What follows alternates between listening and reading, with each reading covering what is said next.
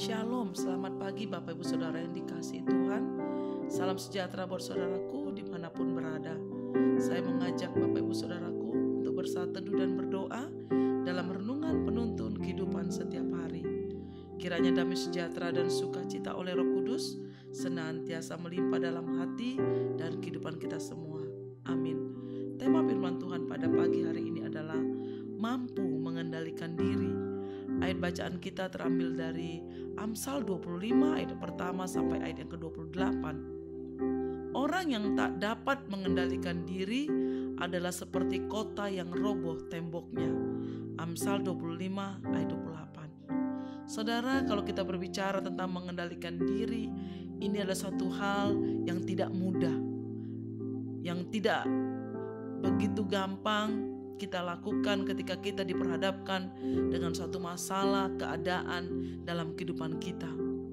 Sering kita jumpai ada banyak orang Kristen atau orang yang percaya Tuhan yang hidupnya menjadi batu sandungan, yang hidupnya tidak menjadi berkat bagi orang lain karena memiliki tabiat yang kurang terpuji. Ya, kadang mudah marah, ucapan tidak terkontrol, suka menjelekkan orang lain, bahkan bisa menghakimi, menggosip. Intinya, kedagingan mereka masih sangat dominan. Mereka tidak mampu mengendalikan diri di dalam setiap perilaku dan tindakan yang mereka lakukan. Apa itu pengendalian diri? Pengendalian diri adalah sebuah sikap tegas, tidak mau dikuasai oleh keinginan-keinginan duniawi, atau tidak berkompromi terhadap segala hal yang berlawanan dengan kebenaran. Itulah pengendalian diri, saudara. Memang tidak mudah, bukan? Tapi kita sebagai orang percaya kepada Tuhan, sebagai orang yang mengasihi Tuhan, kita harus terus belajar untuk kita mengendalikan diri kita. Pengendalian diri berkenan dengan komitmen seseorang untuk hidup benar, membangun kebiasaan-kebiasaan yang baik, disertai tekad untuk meninggalkan, membuang, dan menghancurkan kebiasaan-kebiasaan buruk yang membawa seseorang makin jauh dari jalan Tuhan. Saudara, memiliki pengendalian diri berarti berani berkata tidak terhadap segala hal yang berbau kefasikan dan keduniawian. Seperti tertulis di dalam Titus 2 ayat 12. Ia mendidik kita supaya kita meninggalkan kefasikan dan keinginan-keinginan duniawi, dan supaya kita hidup bijaksana, adil, dan beribadah di dalam dunia sekarang ini. Untuk bisa mengendalikan diri dibutuhkan suatu kemauan, saudara, suatu tekad, semangat, dan kerja keras.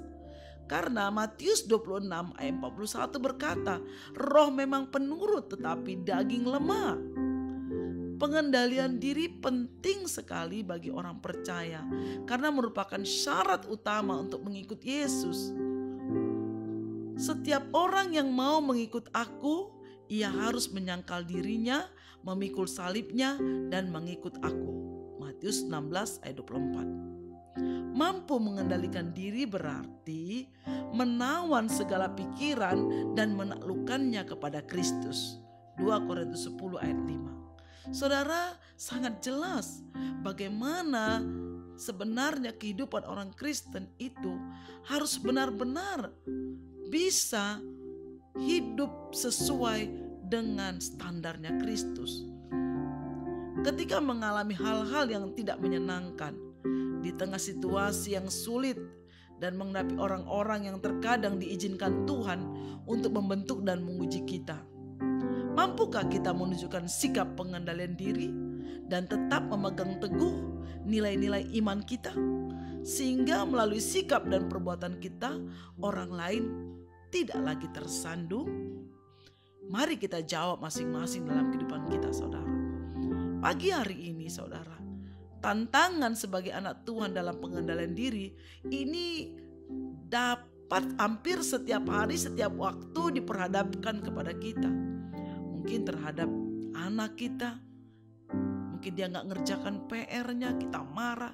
Mungkin kepada suami, mungkin kepada orang tua, atau kepada orang yang membantu kita di rumah, atau ketika kita di jalan, orang menyalip kita marah, kita memaki, atau ketika kita diperlakukan tidak nyaman dengan orang lain, mungkin orang ngantri tiba-tiba dipotong, kita emosi langsung maki-maki. Disitulah pengendalian diri kita diuji Tuhan.